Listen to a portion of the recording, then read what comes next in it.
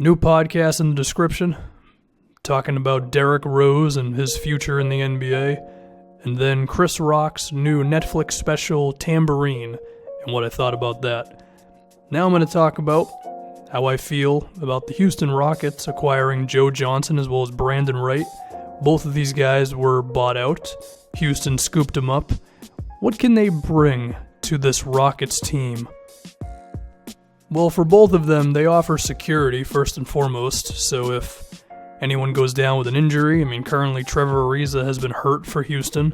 Joe Johnson can give you some minutes there, and sure, he's not Atlanta Joe Johnson, and this season, you could say he's definitely had his worst year, but on a team like Houston where he can generate more offense, perhaps he can get himself some more open looks and as a result be better.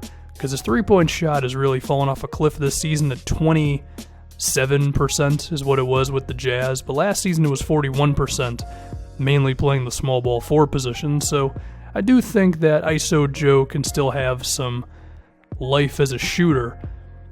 And then if you're in a big series against San Antonio or the Warriors, and that's mainly where I want to keep this is against those teams, because that's everything Houston does at this point is thinking of winning a championship. If anybody gets into foul trouble against the Warriors, which is possible given Kevin Durant and, mainly Kevin Durant, but he still works. At least Joe Johnson can be the type of player that the Rockets would want on the wing, right? Like, he's not as good of a defender as PJ Tucker or Mbah a Moute or Ariza, and if you get him and Trevor Ariza shooting wide open threes, I don't think there's a drastic difference between them. He's certainly better than Mbah a Moute or PJ Tucker, though. So, it's definitely like a last resort on the wing, but in terms of last resorts, it's pretty damn decent. They do have Gerald Green, of course, who's been playing for them.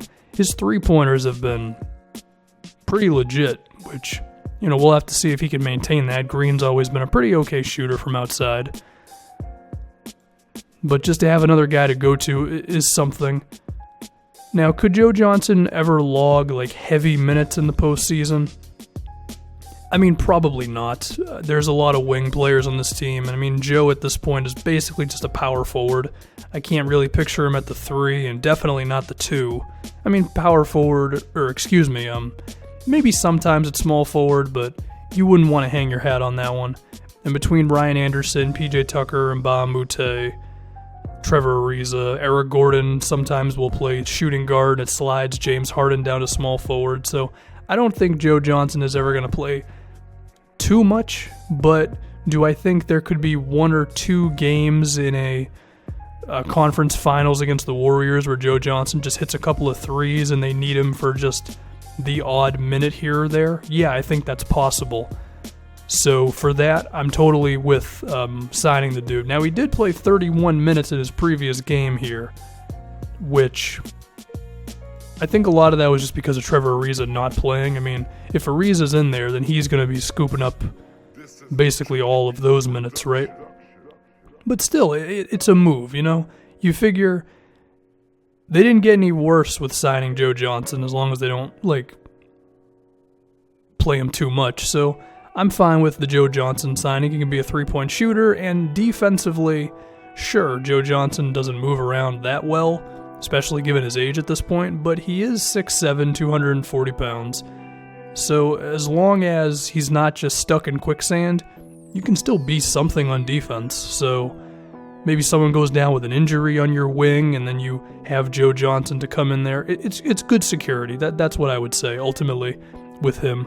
And Brandan Wright, similar, also security for the center position. I would say Brandan Wright should be at. He's only 6'9", but doesn't really do much in terms of handling and shooting. And, he's got a lot of verticality to him. And I think I kind of forgot how effective he was for the Mavericks when he would play about 20 minutes a game, Brandan Wright. He's a very effective pick-and-roll player. I wish NBA.com went back before, a couple years ago to look at pick-and-roll stats for big dudes. Unfortunately, it doesn't, but I do remember him being an effective roll man and someone who could finish alley-oops and finish in transition and all that. And luckily for him, the Houston Rockets run a million pick and rolls, right? So if he finds himself in a situation where he has to be in the game for them in a potential playoff series, offensively, I do think he can fit in. Now, he has been dealing with injuries for the past couple of seasons, but I mean, if he's himself and he can be the Brandan Wright of, I mean, at this point it's 3 years, that is kind of a long time, but I mean, that would be really good if he can be that. And if we talk about his relation to the other bigs on this team at the center position, with Clint Capela and then Nene. Clint Capela, for as much improvement as he's made this season, he's made a lot of improvement. I mean, he's fit in very well with what Houston wants, which is a big man who can just screen and roll effectively and isn't too worried about his offense and can keep things going on defense. Clint Capela's doing a fine job, but one problem he does have, well, he's got two problems. One is free throw shooting, which against a team like Golden State that's so good, where one little thing could be the difference between you losing a series, Clint Capela just going like 0 for 9 on free throws could be that. So that's number one. Number two, Capela still deals with stamina issues, and he is a decently athletic 5, but the Rockets also have the 9th highest pace in the NBA, and if you're screening just constantly, that can tire you out. He also plays really hard, which is good for him, but if you're asking a guy to play really hard for 30-plus minutes a game, playoff series after playoff series, in a conference finals against the Warriors, that can be a lot to ask of for a guy. So to get an extra dude in there in Brandan Wright, that can be good. And again, Brandan Wright is the type of big man that the Rockets want, who will set screens and do something in terms of finishing, with alley-oops and all that. We can also talk about Nene a bit, because he acts as their other big man, playing about 15 minutes a game. The thing with Nene is, from a physical standpoint, he's good, right? He's kind of like their version of David West at this point. And speaking of which, him and David West together or facing each other in a playoff series could be a lot of entertainment. But anyway, he's more about like mixing it up down low, being physical, and having some post moves. And sure, he can set screens and he can do the things that the Rockets want him to do, but he's definitely not as athletic as Capela or even Brandan Wright, if Brandan Wright is going to be at least close to what he was in Dallas. So, against a team like the Warriors, once again, that's the only team that Houston cares about at this point, you might just need a more athletic 5. Not only for offense, but for defense as well, because while I think Nene does an okay enough job at just being around the rim and just being a big body and kind of mucking things up for the other team, if he has to defend in space and he has to step up on Steph Curry, or if he has to slide over to slow down Klay Thompson's momentum for half a second, or else he's going to be wide open for a shot. If he has to switch on to somebody, that's the stuff that I think he has a tough time doing. And I'm not acting like Clint Capela or Brandan Wright are going to be great at those things, but I think they're going to be better than Nene. So why not, right?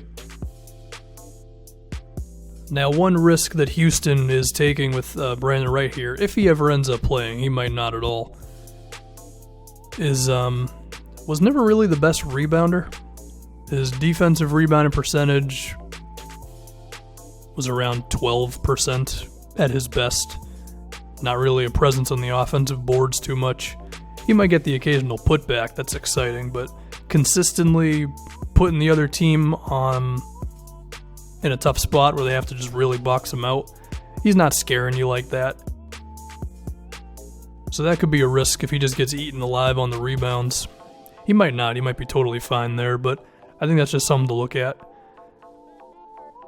It is possible that both Joe Johnson and Brandan Wright really don't do much of anything for the Rockets, and they're really just there for security and nothing else, and the reasons in which they acquired them may never come up. They might not deal with foul trouble, they might not deal with an injury. Clint Capela's lack of being able to play like 35 minutes consistently might not be a problem. His free throws might not be a problem. Nene might be totally fine at defending in space, and we won't see these guys at all in the postseason. But if we do, if we have to see them, then I think Houston did about as good as you can to get those end-of-the-bench guys. So, overall, 2 good moves for the Rockets. Could potentially make them better, and I don't think it makes them any worse. So, that's going to do it. New podcast in the description once again. Derrick Rose and his future after being waived by the Jazz. And then Chris Rock's new Netflix special.